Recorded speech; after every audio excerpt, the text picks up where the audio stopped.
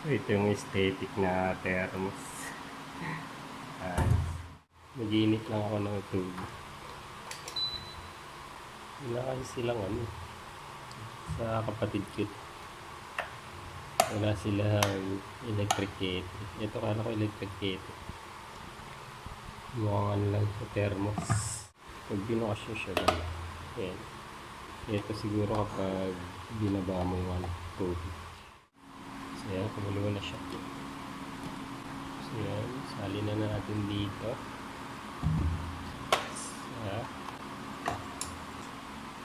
Subukan ko nga ito. Yan.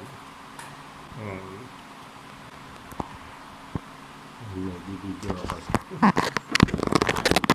So yan.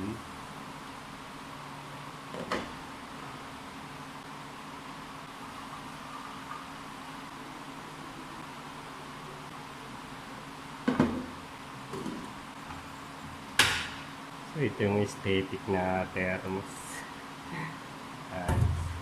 Ito yung mga pagpindutan kung ito yung labas. Labasan na yung tubig. Yan, wala. So ito nga siguro yun. Lumabas yung tubig.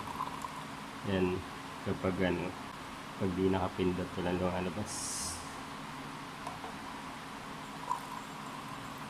Yan. Nubo kasi ako, kaya ako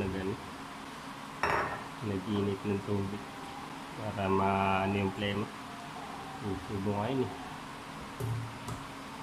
So yun, mainit na tubig para sa ubo. Thank you po sa panunod nyo.